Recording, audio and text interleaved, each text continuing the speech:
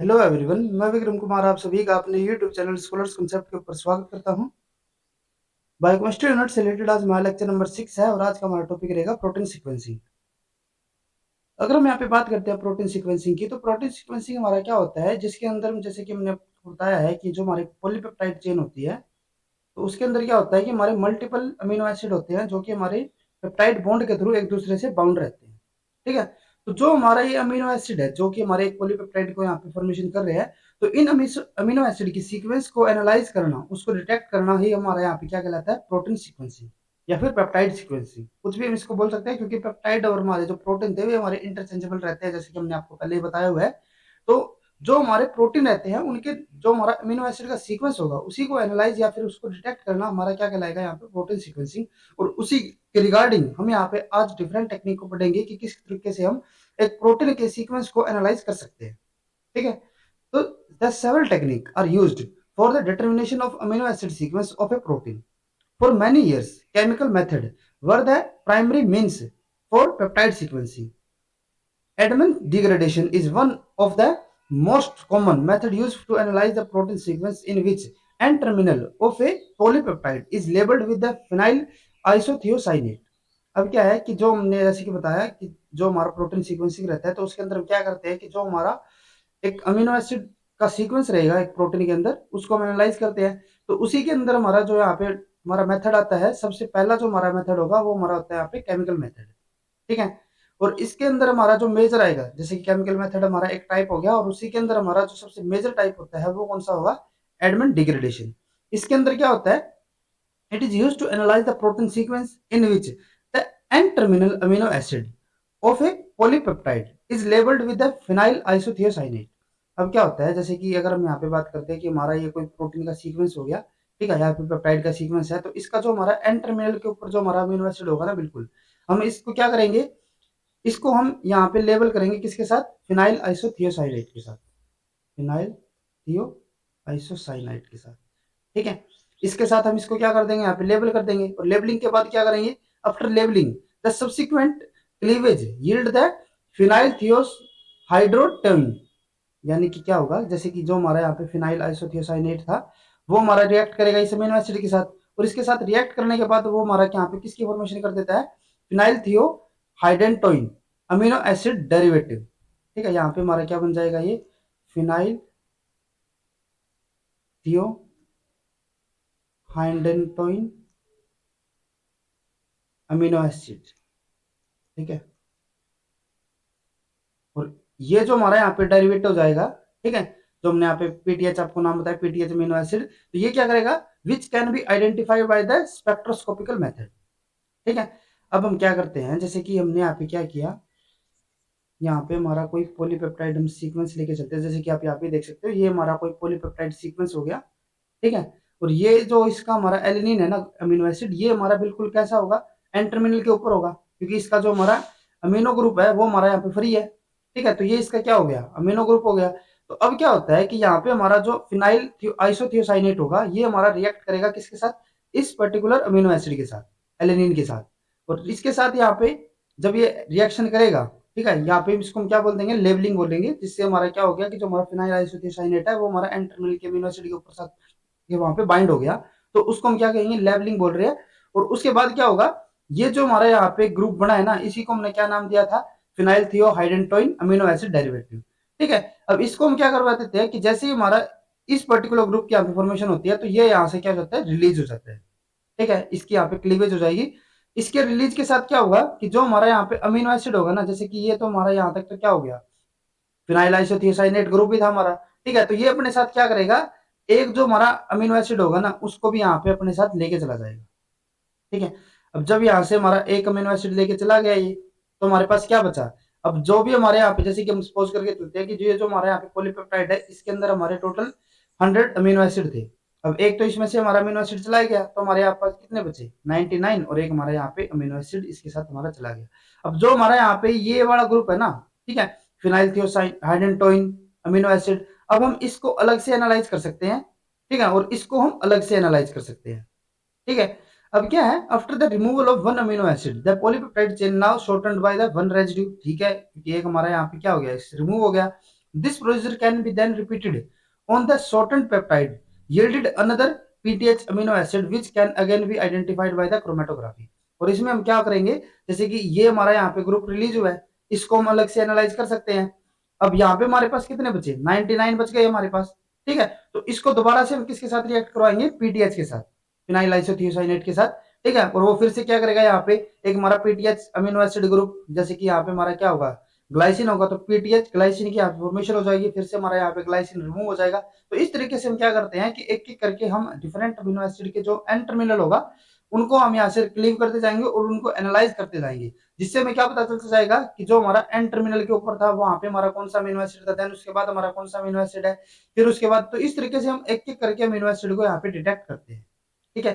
जैसे कि अगर हम यहाँ पे सपोज करके चलते हैं, ये हमारे यहाँ पे 4 अमीनो एसिड हो गए, तो सबसे पहले हम यहाँ पे क्या करेंगे, जो हमारा इसका एन टर्मिनल होगा उसके साथ हमारा फिनाइल आइसोथियोसाइनेट को रिएक्ट करवाएंगे, ये क्या करेगा, अपने साथ इसको लेके चला जाएगा, ठीक है। इसके जाने के बाद हमारे पास यहाँ पे 3 अमीनो एसिड बचेंगे, इसको फिर से हम यहाँ पे रिएक्ट करवा देंगे, ठीक है। ये अपने साथ फिर से यहाँ पे एक और को लेके चला जाएगा, ठीक है। नेक्स्ट को फिर से हम यहाँ पे रिएक्ट करवा देते हैं। तो इस तरीके से हम क्या करवाते हैं, एक सीक्वेंस में, एक ऑर्डर में यहाँ पे फिनाइल आइसोथियोसाइनेट के साथ रिएक्ट करवाते जाएंगे, और जो भी हमारा यहाँ पे ग्रुप रिमूव होगा, जो भी हमारा अमीनो एसिड यहाँ पे रिमूव होगा, उसको हम क्रोमेटोग्राफी टेक्निक के थ्रू या फिर किसी दूसरी टेक्निक के थ्रू भी हम उसको एनालाइज कर सकते हैं, और उससे हम क्या कर सकते हैं कि वो जो हमारा पॉलीपेप्टाइड है उसके सीक्वेंस को हम यहाँ पे डिटेक्ट कर सकते हैं, ठीक है। तो ये हमारा यहाँ पे हो जाता है एडमेंट डिग्रेडेशन या फिर केमिकल मेथड, ठीक है।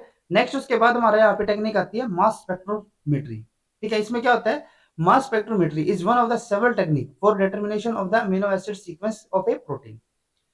In this method, the protein that have been analyzed by a mass spectrometer, the precursor ion, can be broken into smaller peptide chain by a bombardment with atom of an inert gas such as helium or argon। इसके अंदर क्या होता है, the protein that have been analyse, जिस protein को हम यहाँ पे एनालाइज कर रहे हैं, जैसे कि यहाँ पे हम सपोज करके चलते हैं कि हम इस प्रोटीन सीक्वेंस को हम यहाँ पे एनालाइज करके चल रहे हैं, ठीक है। तो इसके अंदर हम क्या करते हैं, ये जो हमारा यहाँ पे प्रिकर्सर सेल्स होगा ना, या फिर जो हमारा प्रिकर्सर यहाँ पे अमीनो एसिड होगा, उसी को हमने यहाँ पे क्या नाम देते हैं, प्रिकर्सर आयन, यानी कि वो हमारा प्रोटीन सीक्वेंस जिसको हम यहाँ पे एनालाइज कर रहे हैं, ओरिजिनल जो हमारे यहाँ पे सीक्वेंस है, कंप्लीट सीक्वेंस, उसको हम यहाँ पे क्या नाम देंगे, प्रिकर्सर आयन, ठीक है।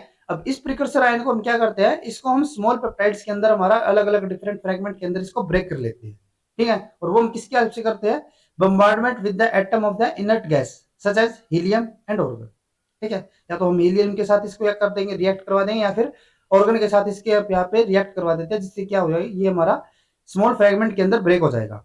अब जो हमारे ये स्मॉल फ्रेगमेंट आएंगे ना, उनको हम क्या नाम देते हैं, प्रोडक्ट आयंस। जो हमारा कंप्लीट पूरा का पूरा प्रोटीन था उसको हमने क्या नाम दिया था, प्रिकर्सर आयन, और जो हमारे यहाँ पे फ्रेगमेंट आएंगे उनको हम क्या नाम देंगे, product ion. These new fragments, product ions, can be passed through a second mass analyzer for the further mass characterization। अब क्या होता है कि जो हमारे यहाँ पे फ्रेगमेंट आएंगे ना, उन फ्रेगमेंट को हम क्या करेंगे, एक दूसरा हमारा मास स्पेक्ट्रोमीटर होगा, उसके थ्रू इसको क्या करेंगे, एनालाइज करेंगे। और एनालाइज हम कैसे करेंगे, जैसे कि आप यहाँ पे देख सकते हो, यहाँ पे हमारे पास क्या था, ये कंप्लीट हमारा सीक्वेंस था। इसके साथ हमने क्या करवाया, जैसे कि अगर हम यहाँ पे सपोज करके चलते हैं कि इस पर्टिकुलर ग्रुप को हमने क्या करवा दिया, यहाँ से रिमूव करवा दिया, ठीक है। एक बार तो हमने क्या किया था कि जब ये हमारा कंप्लीट का कंप्लीट सीक्वेंस था, पूरा का पूरा हमारा सीक्वेंस था, ठीक है, तब हमने इसको एनालाइज किया, तब जो इसका हमारा यहाँ पे मास टू चार्ज रेशो आ रहा था ना, यानी कि जो इसका molecular mass divided by charge, charge तो इसके ऊपर हमारा कितना रहेगा, +1 ही रहेगा, ठीक है, क्योंकि हम रिएक्ट भी किसके साथ करवा रहे हैं, यहाँ पे जो हमारी नॉन रिएक्टिव गैस है, ठीक है।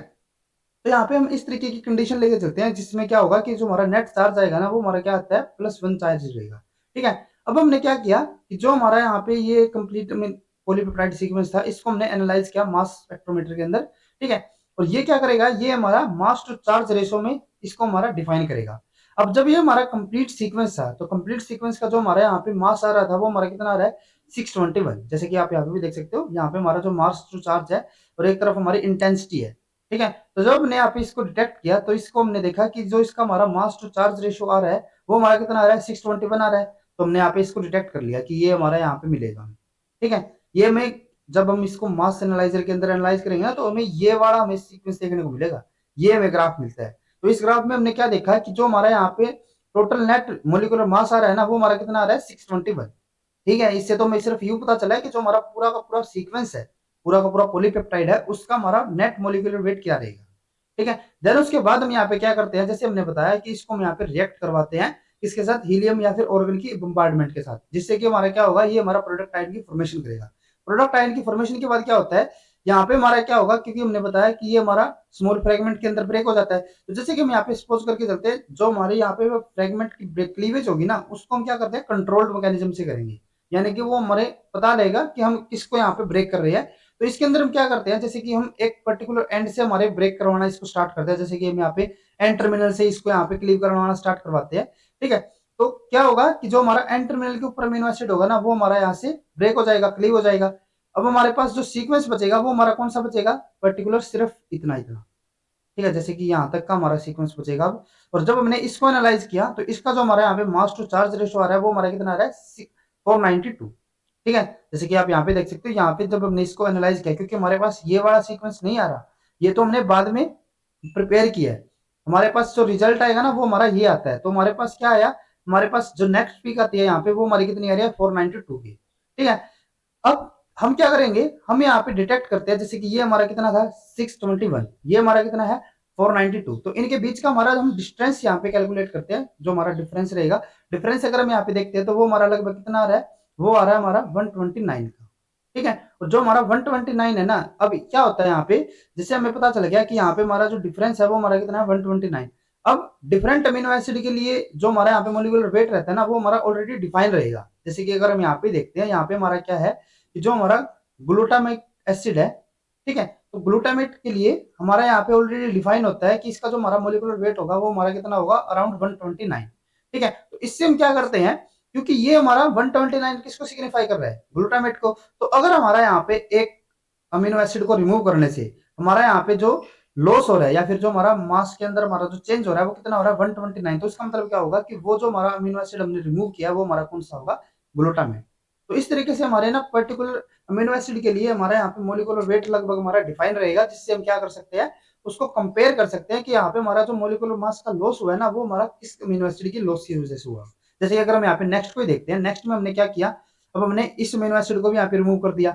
पहले हमारा मोलिकुलर वेट कितना आ रहा था, 492 आ रहा था। जब हमने एक और को यहाँ पे रिमूव कर दिया, ठीक है, सेकंड वाले को, ग्लूटामेट है हमारा यहाँ पे। ठीक है, अभी हमें यहाँ पे नहीं पता कि हमारा ग्लूटामेट है क्या है वहां पे। ठीक है, तो यहाँ पे जब हमने सेकंड वाले को भी रिमूव किया तो हमने देखा कि जो हमारा मोलिकुलर मास यहाँ पे बचता है वो हमारा कितना रह गया, 363।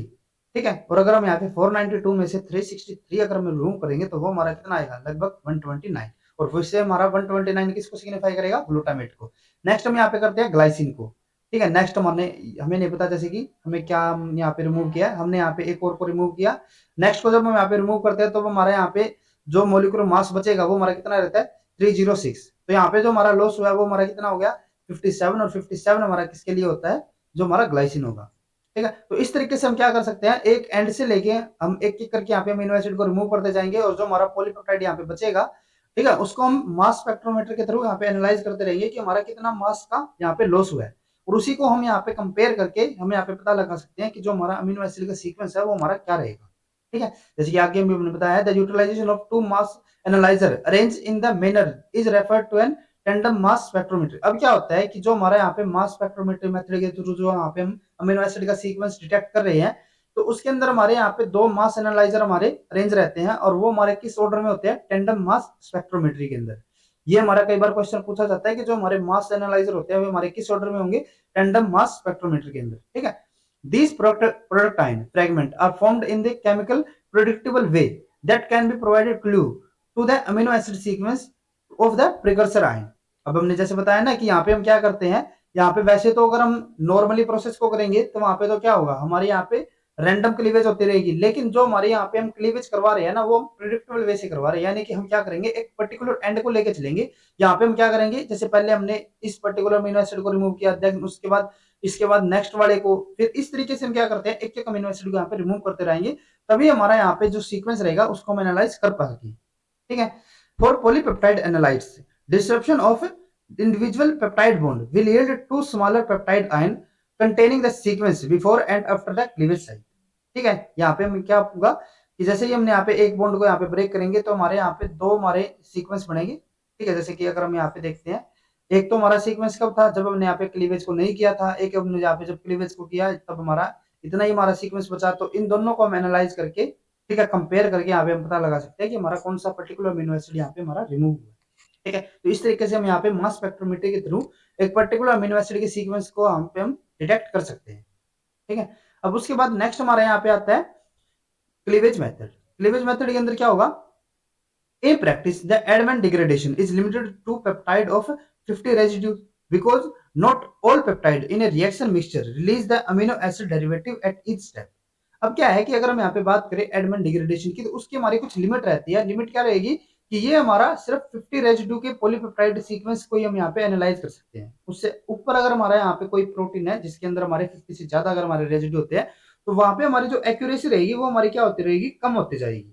ठीक है, for instance if the efficiency of release for each round were 98%, the proportion of correct amino acid release after 60 round would be 0.3। अब क्या है कि अगर हमारे यहाँ पे हम सपोज करके चलते हैं कि जो हमारी एफिशिएंसी है, यानी कि हम यहाँ पे करेक्टली पर्टिकुलर अमीनो एसिड को डिटेक्ट कर रहे हैं, वो हमारी कितनी है 98%।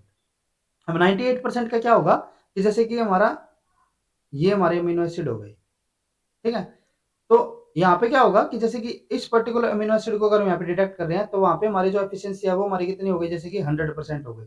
नेक्स्ट को अगर हम यहाँ पे डिटेक्ट कर रहे हैं ना, तो वहां पे हमारी जो एफिशिएंसी होगी ना वो हमारी कितनी हो जाएगी 98%। ठीक है, नेक्स्ट को हम यहाँ पे डिटेक्ट कर रहे हैं तो उसकी भी हमारी एफिशिएंसी कितनी है 98%। तो इस तरीके से अगर हम यहाँ पे एनालाइज करते रहेंगे तो इसको, तो हमारी जो एफिशिएंसी है वो हमारी कितनी है 98%। तो अगर हम 16 अमीनो एसिड के ऊपर जाएंगे, ठीक है, तो जो हमारी टोटल एक्यूरेसी रहेगी ना यहाँ पे, जैसे कि एक को हम यहाँ पे डिटेक्ट कर रहे हैं, तो डिटेक्ट करने की हमारी जो यहाँ पे एफिशिएंसी है वो हमारी कितनी है 98%, जिसको हम क्या कर सकते हैं 0.98, 98%, यानी कि हमारा क्या हो गया 0.98 ही हो गया। ठीक है, तो एक को हम यहाँ पे डिटेक्ट किसके साथ कर रहे हैं 0.98 एक्यूरेसी के साथ, और अगर हम 16 अमीनो एसिड को करेंगे तो वहां पे हमारी जो एक्यूरेसी रहेगी वो हमारी कितनी हो जाएगी लगभग 0.3, जो कि हमारी बहुत ज्यादा कम है। ठीक है, तो इसीलिए हम क्या कहते हैं कि जो हमारी एडवेंट डिग्रेडेशन है वो हम सिर्फ 15th रेजिड्यू तक ही कर सकते हैं। उसके बाद अगर हम यहाँ पे आगे जाएंगे तो वहां पे हमारी जो एक्यूरेसी होगी वो हमारी और भी ज्यादा कम हो जाती है, जिसकी वजह से यहाँ पे हम यूं नहीं कह सकते कि ये पर्टिकुलर सीक्वेंस हम यहाँ पे भरोसे यहाँ पे इस टेक्निक के ऊपर रहेगा। ठीक है, अब उसके बाद है similarly sequence of long polypeptide by mass spectrometry yield a mass spectrum that can be complex and difficult to interpret. और अगर हम जैसे कि मास स्पेक्ट्रोमेट्री की बात करते हैं तो वहां पे हमारा क्या होता है कि अगर हमारे बहुत ज्यादा लंबा सीक्वेंस अगर हमारा रहेगा अमीनो एसिड का, तो वहां पे क्या होगा कि जो हमारा ग्राफ बन के आएगा, क्योंकि हमने क्या बताया था कि जो हमारा यहाँ पे रिजल्ट आता है ना वो हमारा ये आएगा, और उसी से हम क्या करेंगे इस पर्टिकुलर सीक्वेंस की हम यहाँ पे डिटेक्शन करेंगे। तो अगर हम यहाँ पे एक सीक्वेंस है हमारा जो कि बहुत ज्यादा बड़ा है, तो उसमें क्या होगा कि जो हमारा यहाँ पे डाटा आएगा ना वो हमारा एक बहुत ज्यादा कॉम्प्लिकेटेड डाटा आएगा, और उसको एनालाइज करना, उसको इंटरप्रेट करना हमारा बहुत ज्यादा मुश्किल हो जाता है। तो इसीलिए लॉन्ग सीक्वेंस के लिए हमारा जो मास स्पेक्ट्रोमेट्री है वो भी हम यहाँ पे हम ज्यादा प्रेफर नहीं करेंगे। ठीक है, हालांकि अब तो हमारी बहुत ज्यादा एडवांसमेंट आ गई है, अब तो हमारा पूरा का पूरा सीक्वेंस हमें मिल जाता है। तो अगर हम नॉर्मल मेथड को लेकर चले मास स्पेक्ट्रोमेट्री का, तो वहां पे हमारा डाटा इंटरप्रिटेशन करना थोड़ा डिफिकल्ट रहता है। ठीक है, अब उसके बाद क्या है, this obstacle can be circumvented by cleaving a protein into smaller peptide that can be sequence. अब इसको हम कैसे यहाँ पे रिमूव कर सकते हैं, क्योंकि अगर हमारा कोई पॉलीपेप्टाइड सीक्वेंस है जिसके अंदर हमारे जो टोटल अमीनो एसिड है वो सपोज करके चलते हैं कि हमारे 1000 थे, ठीक है 10,000 ही होगी, चलो ठीक है कोई नहीं। अब हम इसको क्या करते हैं, इसको हम स्मॉल फ्रेगमेंट के अंदर ब्रेक कर लेते हैं, और उन स्मॉल फ्रेगमेंट के थ्रू हम क्या कर सकते हैं यहाँ पे एक प्रोटीन सीक्वेंस को यहाँ पे डिटेक्ट कर सकते हैं। क्योंकि हम यहाँ पे क्या कर रहे थे कि अगर हमारा 50 रेजिड्यू का है, ठीक है, उससे ऊपर का अगर हमारा रहता है तो हमारी प्रॉब्लम आ रही है। तो हम क्या करते हैं कि जो हमारा टोटल प्रोटीन सीक्वेंस है उसको हम 50-50 रेजिड्यू के फ्रेगमेंट के अंदर ब्रेक कर लेते हैं। ठीक है, एक तो हम वहां पे कर सकते हैं, दूसरा हम यहाँ पे क्या कर सकते हैं, जो हमारा एंजाइमेटिक क्लीवेज मेथड रहता है उसको भी यहाँ पे यूज कर सकते हैं। उसके अंदर कैसे करेंगे, protein cleavage can be achieved by chemical reagent such as cyanogen bromide और proteolytic enzyme such as trypsin. अब क्या होता है कि यहाँ पे हम यूज करेंगे एंजाइमेटिक मेथड को। एंजाइमेटिक मेथड के अंदर हम क्या करते हैं कि जो हमारा प्रोटीन सीक्वेंस है ना उसको हम यहाँ पे क्लीव कर देते हैं, किसके थ्रू, केमिकल रिएजेंट्स के थ्रू या फिर प्रोटेलाइटिक एंजाइम्स के थ्रू। ठीक है, जैसे कि हमारा जो केमिकल रिएजेंट जैसे कि हमारा साइनोजन ब्रोमाइड हो गया या फिर हमारा ट्रिप्सिन हो गया, ये हमारे क्या करते हैं, ये हमारे स्पेसिफिक साइट के ऊपर जाके ब्रेक करते हैं। ठीक है, जैसे कि हमारा कोई पर्टिकुलर हमारा बॉन्ड होगा ना उसी के ऊपर जाके ये क्या करेंगे हमारा क्लीव करेंगे। यूं नहीं है कि रैंडमली हमारे कहीं पे भी जाके ये हमारे क्लीव करेंगे। आगे हम देखेंगे टेबल के अंदर कि ये हमारी पर्टिकुलर जो हमारी स्पेसिफिक साइट रहती है कहाँ पे जाके हमारे कट करते हैं। तो यहाँ पे क्या होता है कि जो हमारे एंजाइम होंगे ना वो हमारे पर्टिकुलर सीक्वेंस या फिर हमारे पर्टिकुलर साइट के ऊपर जाके हमारे क्लीव करेंगे और उसी साइट के थ्रू हम क्या करते हैं यहाँ पे डिटेक्ट कर सकते हैं हमारे अमीनो एसिड के सीक्वेंस को। वो हम आगे देखते हैं किस तरीके से करेंगे। This peptide obtained by specific chemical or enzymatic cleavage are separated by some type of chromatography। अब मान लीजिए जैसे कि यहाँ पे हमने क्या किया कि किसी पर्टिकुलर एंजाइम के थ्रू हमने इस पॉलीपेप्टाइड को यहाँ पे ब्रेक कर दिया स्मॉल फ्रेगमेंट के अंदर, और इन स्मॉल फ्रेगमेंट को हम यहाँ पे क्या करते हैं एनालाइज करते हैं किसके थ्रू, क्रोमेटोग्राफी टेक्निक के थ्रू। ठीक है। अब क्या है, order of peptide can be obtained from the overlap peptide which are obtained by reacting the peptides with a different cleavage site. अब जैसे कि हम यहाँ पे सपोज करके चलते हैं, यहाँ पे हमने क्या किया कि हमारा कोई पॉलीपेप्टाइड का सीक्वेंस था, ठीक है, और उसको हमने क्या किया हाइड्रोलिसिस करवा दिया। हाइड्रोलिसिस के थ्रू हमने क्या पता किया कि जो हमारा ये पॉलीपेप्टाइड है इसके अंदर हमारे दो तो हमारे एलानाइन होंगे, एक हमारा ग्लाइसिन होगा, दो हमारे यहाँ पे लाइसिन होंगे, एक हमारा फिनाइलएलानाइन, एक हमारा थ्रियोनिन, एक हमारा ट्रिप्टोफैन, एक हमारे यहाँ पे वेलाइन। ठीक है, ये हमारे इसी सीक्वेंस के अंदर नहीं है, ये सिर्फ हमें यहाँ पे यूं पता चला है कि जो हमारा पॉलीपेप्टाइड है ना उसके अंदर हमारे ये हमारे अमीनो एसिड रहेंगे, इतने इतने नंबर में रहेंगे। ठीक है, अभी हमें इसके सीक्वेंस का कुछ नहीं पता। ठीक है, अब हमने क्या किया कि जो हमारा ओरिजिनल पॉलीपेप्टाइड था ना उसको हमने क्लीव करवाया किसके साथ, ट्रिप्सिन के साथ। ठीक है, और ट्रिप्सिन के साथ रिएक्ट करवाने के बाद जो हमारा यहाँ पे फ्रेगमेंट आए हैं वो हमारे फ्रेगमेंट कौन कौन से आए हैं, एक फ्रेगमेंट तो हमारा इस सीक्वेंस में आया alanine, alanine, tryptophan, glycine, lysine. ठीक है, और दूसरा हमारा यहाँ पे जो पेप्टाइड आया है, फ्रेगमेंट आया है, वो हमारा कौन सा आया, थ्रियोनिन, फिनाइलएलानाइन, वेलाइन और लाइसिन का। ठीक है, तो एक हमारा ये फ्रेगमेंट, एक हमारा ये फ्रेगमेंट, जब हमने इसको ट्रिप्सिन के साथ रिएक्ट करवाया। एक बार हमने इसको किसके साथ रिएक्ट करवाया, काइमोट्रिप्सिन के साथ, इसी पर्टिकुलर सीक्वेंस को। ठीक है, यानी कि इस सीक्वेंस को हमने क्या करवाया, एक बार हमने ट्रिप्सिन के साथ और एक बार हमने काइमोट्रिप्सिन के साथ रिएक्ट करवाया, और सेपरेटली करवाया। यूं नहीं है कि हमने एक साथ ही दोनों के साथ करवा दिया, एक बार हम सिर्फ ट्रिप्सिन के साथ ही करवाएंगे और एक बार हम इस ओरिजिनल सीक्वेंस को सिर्फ हमारा काइमोट्रिप्सिन के साथ करवाएंगे। जब हमने इसको काइमोट्रिप्सिन के साथ रिएक्ट करवाया तो यहाँ पे हमारे फिर से दो फ्रेगमेंट हमें यहाँ पे ऑब्टेन हुए, एक हमारा vinyl sorry valine, lysine, alanine, alanine, tryptophan का, और एक हमारा यहाँ पे आता है हमारा ग्लाइसिन, लाइसिन। ठीक है, सेकंड फ्रेगमेंट ये, और तीन फ्रेगमेंट मिल रही है हमारे यहाँ पे। तीसरा हमारा जो फ्रेगमेंट है वो हमारा कौन सा है, थ्रियोनिन और एलानाइन का। ठीक है, तो यहाँ पे हमारे पास दो रिजल्ट आते हैं, एक हमारा जब हमने इसको ट्रिप्सिन के साथ रिएक्ट करवाया, एक हमने जब इसको काइमोट्रिप्सिन के साथ रिएक्ट करवाया। तो अब हम क्या करेंगे, यहाँ पे हम यूज करते हैं ओवरलैपिंग टेक्निक। ओवरलैपिंग टेक्निक में हम क्या करेंगे, अब हमें पता है कि ये जो हमारे यहाँ पे अमीनो एसिड होंगे ना ये एक दूसरे के हमारे साथ ही होंगे, और ये जो हमारे अमीनो एसिड होंगे ये भी एक दूसरे के साथ होंगे। तो यहाँ पे क्या हो सकता है कि या तो हमारा जो ये पर्टिकुलर ऊपर वाला फ्रेगमेंट हो ये हमारा पहले हो, ठीक है, या फिर ये हो सकता है कि ये हमारा फ्रेगमेंट यहाँ पे बाद में हो, दोनों ही हमारे यहाँ पे रिजल्ट हो सकते हैं। अब अगर हम यहाँ पे देखते हैं सेकंड वाले को इस वाले सीक्वेंस के अंदर, तो यहाँ पे हमारा क्या है, यहाँ पे हमारा विलाइन, लाइसिन, एलेनिन, एलेनिन। अगर हम इनको यहाँ पे कंपेयर करके चलते हैं तो हमारे एलेनिन और एलेनिन यहाँ पे भी है, यहाँ पे भी हमारे एलेनिन और एलेनिन हो गए। ठीक है, और उससे पहले हमारे यहाँ पे क्या है, वेलाइन और लाइसिन, और यहाँ पे भी हमारे क्या है, वेलाइन और लाइसिन। तो इसका मतलब क्या होगा कि ये जो हमारे यहाँ पे सीक्वेंस आएगा ना ये हमारा इसके बाद आएगा।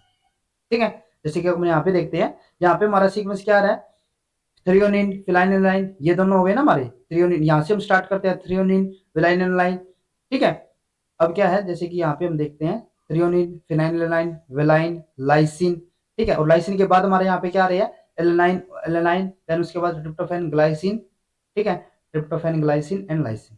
ठीक है, और अगर हम इस वाले सीक्वेंस को भी देखते हैं तो इस वाले सीक्वेंस में हमारा क्या था, वेलाइन। ठीक है, यहाँ से अगर हम देखते हैं वेलाइन हो गया, लाइसिन, ठीक है, एलेनाइन, ये हो गया एलेनाइन, एलेनाइन, फिर से हमारा एक हमारा ट्रिप्टोफैन। ठीक है, और अगर हम यहाँ पे बात करते हैं ग्लाइसिन और लाइसिन की, तो ये यहाँ पे आप देख सकते हो हमारा ग्लाइसिन और लाइसिन हो गया, और इसके इंटीरियर एंड जो हमारा स्टार्टिंग एंड है वहां पे हमारा क्या होता है, थ्रियोनिन और फिनाइलएलानाइन। ठीक है, तो इस तरीके से हमारे यहाँ पे हम सीक्वेंस को अरेंज कर सकते हैं, और हम यहाँ पे जो हमारा अमीनो एसिड का सीक्वेंस होगा उसको हम यहाँ पे डिटेक्ट कर सकते हैं। ठीक है, अब क्या है, order the peptide can be obtained by the overlapping peptide which are obtained by reacting the polypeptide with the different cleavage enzyme। यहाँ पे हम क्या करते हैं, हम डिफरेंट क्लीवेज एंजाइम के साथ इनको रिएक्ट करवाएंगे और ओवरलैपिंग टेक्निक के थ्रू यहाँ पे हम अमीनो एसिड के सीक्वेंस को डिटेक्ट कर सकते हैं। ठीक है, denaturing agent such as urea, guanidine, hydrochloride are used to dissociate the chain held together by non covalent bond. अब क्या होता है, जैसे हमने बताया था कि जो हमारी टर्सरी स्ट्रक्चर होती है या फिर हमारी जो क्वाटरनरी स्ट्रक्चर होती है, तो उसके अंदर हमारा क्या होता है कि हमारे डिफरेंट नॉन कोवलेंट या फिर कोवलेंट बॉन्ड हमें देखने को मिलते हैं। तो अगर हम यहाँ पे नॉन कोवलेंट बॉन्ड की बात करें तो उनको हम किसके साथ ब्रेक कर सकते हैं, यूरिया या फिर गुआनिडीन, हाइड्रोक्लोराइड के साथ। ठीक है, और जो हमारे कोवलेंट बॉन्ड होंगे the dissociation chain must be separated from one another before the sequence determination can begin. और ये जो हमारी अलग अलग चेन रहेगी ना, उनको हम यहाँ क्या करना पड़ेगा, उनको हमने डिफरेंट सेपरेट करना पड़ेगा, तभी हम उस सीक्वेंस को यहाँ पे पर्टिकुलर डिटेक्ट कर पाएंगे। और जो यहाँ पे हमने बात किया कि जो हमारे कोवलेंट बॉन्ड होंगे उनको हम किसके थ्रू ब्रेक कर सकते हैं, polypeptide chain are linked by the disulphide bond are separated by the reduction of with the thiol such as beta mercaptoethanol और डाइथियोथ्रिटोल। ठीक है, तो इसके थ्रू हम क्या कर सकते हैं, जो हमारे यहाँ पे डाइसल्फाइड बॉन्ड होंगे उनको हम यहाँ पे ब्रेक कर सकते हैं। ठीक है, कई बार हमारा क्वेश्चन पूछा जाता है कि जो हमारे डाइसल्फाइड बॉन्ड है उसको हम किसके थ्रू ब्रेक करेंगे, यहाँ पे बीटा मर्कैप्टोइथेनॉल के थ्रू। ठीक है, तो इस तरीके से हम यहाँ पे क्या कर सकते हैं, पर्टिकुलर प्रोटीन के सीक्वेंस को यहाँ पे एनालाइज कर सकते हैं। अब अगर हम यहाँ पे कुछ एंजाइम की बात करेंगे, जो कि एंजाइम हमारे क्वेश्चन के अंदर हमारे यूज होंगे, कि जो उनकी हमारी पर्टिकुलर साइट रहती है, यानी कि वो हमारे कहाँ पे जाके हमारे कट करते हैं। तो अगर हम यहाँ पे उसको देखते हैं तो सबसे पहले हमारे यहाँ पे आता है साइनोजन ब्रोमाइड, और ये हमारा कहाँ पे कट करेगा, जो हमारा मिथियोनिन रेजिड्यू का कार्बोक्सिल साइट होगा। ठीक है, जैसे कि हमारा क्या होता है, ये एक हमारा ये अमीनो एसिड हो गया और एक हमारा ये अमीनो एसिड हो गया। ठीक है, तो जैसे हमने आपको बताया था कि ये जो हमारा राइट लेफ्ट हैंडेड में जो हमारा अमीनो एसिड होगा उसका हमारा यहाँ पे कौन सा ग्रुप, अमीनो ग्रुप फ्री होता है। ठीक है, और इनके बीच में हमारा क्या होगा कि इस साइड से हमारा क्या आएगा, ये हमारा कार्बोक्सिल। ठीक है, और इस साइड से हमारा क्या आएगा, मिथियोनिन। ठीक है, तो जो हमारा यहाँ पे अमीनो ग्रुप होगा, सॉरी, यहाँ पे अगर हमारा कोई भी मिथियोनिन रेजिड्यू होगा ना, तो हमारा जो साइनोजन ब्रोमाइड होगा वो हमारा क्या करेगा, वो हमारा जैसे कि ये हमारा मिथियोनिन हो गया, मिथियोनिन के जो हमारा कार्बोक्सिल साइड होगा ना, यानी कि ये वाला बॉन्ड, इसको यहाँ पे क्या कर देगा, ब्रेक कर देगा। जैसे कि अगर हम यहाँ पे सपोज करके चलते हैं, एक हमारा यहाँ पे अमीनो एसिड हो गया, तो अगर हमारा यहाँ पे मिथियोनिन होता है तो वो क्या करेगा, इसकी जो हमारी कार्बोक्सिल साइड होगी, कार्बोक्सिल साइड ये वाली होगी, तो यहाँ पे हमारा ब्रेक करेगा, ना कि इस तरफ। ठीक है, तो इस तरीके से हमारा जो साइनोजन ब्रोमाइड है वो हमारा कार्बोक्सिल साइड ऑफ मिथियोनिन। उसके बाद है ओ आइडो आइडोसोबेंजोनेट। ठीक है, ये हमारा क्या करेगा, carboxyl side of tryptophan residue. ठीक है, हाइड्रोक्सिलामाइन हमारा क्या करेगा, जो हमारा एस्परजिन और ग्लाइसिन के बीच का हमारा बॉन्ड होगा ना उसको ब्रेक करेगा। ठीक है, 2 नाइट्रो 5 थियोसाइनो बेंजोएट, ये हमारा क्या करेगा, amino side of cysteine residue. ठीक है, किसकी साइड, अमीनो रेजिड्यू। ठीक है, अमीनो साइड। ठीक है, उसके बाद है ट्रिप्सिन, ट्रिप्सिन हमारा क्या करेगा, carboxyl side of lysine and arginine residue. ठीक है, जो हमारा लाइसिन और अर्जिनिन रेजिड्यू है उसके ऊपर हमारा क्लीव करेगा। देन उसके बाद है क्लोस्ट्रिपेन, ये हमारा क्या करेगा, कार्बोक्सिसाइड ऑफ अर्जिनिन रेजिड्यू। उसके बाद है स्टेफाइलोकोकल प्रोटीएज, ये हमारा क्या करेगा, कार्बोक्सिल साइड ऑफ एस्पार्टेट और ग्लूटामेट रेजिड्यू। उसके बाद है थ्रोम्बिन, थ्रोम्बिन हमारा कहां पे कट करेगा, कार्बोक्सिल साइड ऑफ अर्जिनिन। और काइमोट्रिप्सिन हमारा कहां पे करेगा, carboxyl side of tyrosine, tryptophan and phenylalanine. ये हमारे जो अमीनो एसिड है ना, ये हमारे मेजर अमीनो एसिड रहेंगे। इनके ऊपर जो हमारा ये, जैसे ये हमारे कौन से थे, एरोमेटिक वाले थे। ठीक है, तो इनके ऊपर हमारा ये मेजरली कट करेगा। ठीक है, और कुछ स्पेसिफिक कंडीशन के अंदर जो हमारा काइमोट्रिप्सिन है वो हमारा ल्यूसिन और मेथियोनिन के ऊपर भी कट करेगा, उनकी कार्बोक्सिल साइड की तरफ। ठीक है, उसके बाद है कार्बोक्सिल पेप्टाइडेज ए, ये हमारा कहां पे कट करेगा, amino side of C terminal amino acid. अब यहाँ पे क्या है, जैसे कि यहाँ पे हम सपोज करके चलते हैं, ये हमारा कोई पर्टिकुलर सीक्वेंस हो गया, तो यहाँ पे क्या करेगा कि जो हमारा कार्बोक्सिल पेप्टाइड हो ना, वो हमारा सी टर्मिनल के ऊपर, ठीक है, जो हमारा सी टर्मिनल होगा, सी टर्मिनल का जो हमारा अमीनो एसिड होगा उसके अमीनो साइड के ऊपर हमारा यहाँ पे कट करेगा। ठीक है, जैसे कि हमारा बिल्कुल टर्मिनल के ऊपर, एंड के ऊपर हमारा जो अमीनो एसिड होगा ना उसकी अमीनो साइड के ऊपर हमारा ये कट करेगा। ठीक है, लेकिन अगर हमारा टर्मिनल अमीनो एसिड अगर आर्जिनिन, लाइसिन और प्रोलिन है तो उसके ऊपर ये कट हमारा नहीं कर पाएगा। उसके बाद नेक्स्ट हमारा यहाँ पे आता है इलास्टेज। इलास्टेज हमारा क्या करेगा, Rn-1 स्मॉल न्यूट्रल रेजिड्यू, यानी कि हमारे जो एलिनिन, ग्लाइसिन, ओसेरिन, वेलाइन, इन पे अगर हमारा कार्बोक्सिल साइड पे हमारा क्या करेगा, ये क्लीव करेगा। और अगर हमारा यहाँ पे कार्बोक्सिल साइड की तरफ जो हमारे यहाँ पे, जैसे कि एक हमारा एलेनिन हो गया और एक तरफ हमारा जो इसकी कार्बोक्सिल साइड है, सॉरी, जैसे कि यहाँ पे हमारा क्या हो गया, एलेनिन हो गया। ठीक है, और इसके क्या कर रहा था, हमारा तो कार्बोक्सिल साइड यानी कि इस तरफ हमारे हमारे बॉन्ड को क्लीव कर रहा था। लेकिन अगर हमारे यहाँ पे प्रोलिन रहता है तो ये हमारा इस बॉन्ड को क्लीव नहीं कर पाता। ठीक है, उसके बाद हमारा थर्मोलाइसिन, ये भी हमारा क्या करेगा, isoleucine, methionine, phenylalanine, tryptophan, tyrosine, valine. ठीक है, और ओकेशनली हमारा क्लीव एट द Rn-1, अगर हमारा एलिनिन होगा वहां पे भी हमारा ये क्या कर देता है, क्लीव कर देता है। ठीक है, और उनकी कौन सी साइड, अमीनो साइड के ऊपर।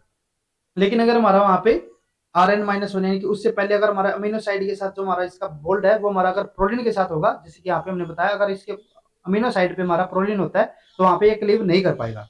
नेक्स्ट उसके बाद हमारे यहाँ पे आता है पेप्सिन। पेप्सिन हमारा क्या करेगा, ल्यूसिन, फिनाइलएलानाइन, ट्रिप्टोफैन, टायरोसिन के जो हमारी अमीनो साइड होगी वहां पे हमारा क्लीव करेगा। और अगर हमारा अमीनो साइड पे हमारा प्रोलिन रहता है तो वहां पे हमारा क्लीव नहीं कर पाएगा। ठीक है, तो ये हमारे डिफरेंट एंजाइम रहते हैं कि उनको जो हमारी यहाँ पे पर्टिकुलर क्लीवेज साइट रहेगी ये आपको यहाँ पे जरूर याद रखनी है। कई बार हमारे डायरेक्टली इनसे डायरेक्ट भी क्वेश्चन पूछे जाते हैं हमारे, जैसे मैचिंग के क्वेश्चन पूछे जाएंगे कि हमारी जो क्लीवेज साइट रहती है वो हमारी कौन सी रहेगी। और उसके अलावा जो हमारी यहाँ पे प्रोटीन सीक्वेंसिंग रहती है तो उसके अंदर भी हमारे ये बहुत ज्यादा इंपॉर्टेंट हो जाते हैं, क्योंकि वहां पे भी हमने इन्हीं एंजाइमिक साइट थ्रू क्या करना पड़ेगा, हमें यहाँ पे प्रोटीन के सीक्वेंस को एनालाइज करना पड़ेगा, जिसमें अमीनो एसिड के सीक्वेंस को यहाँ पे डिटेक्ट करेंगे। ठीक है, तो नेक्स्ट लेक्चर के अंदर हम क्या करेंगे कि जो भी हमने यहाँ पे आज टेक्निक पढ़ी है प्रोटीन सीक्वेंसिंग की, उन्हीं से रिलेटेड जो भी हमारे पीवाईक्यूज होंगे उनको हम नेक्स्ट लेक्चर के अंदर डिस्कस करेंगे, जिससे कि हमारा ये कॉन्सेप्ट क्लियर हो जाएगा। तो अगर आपको ये वीडियो हमारी यूजफुल लगी तो please like and share this video, और सीएसआईआर से रिलेटेड और बायोकेमिस्ट्री से रिलेटेड इसी तरीके के कॉन्सेप्ट्स करने के लिए please subscribe to our YouTube channel Scholars Concepts. Thank you.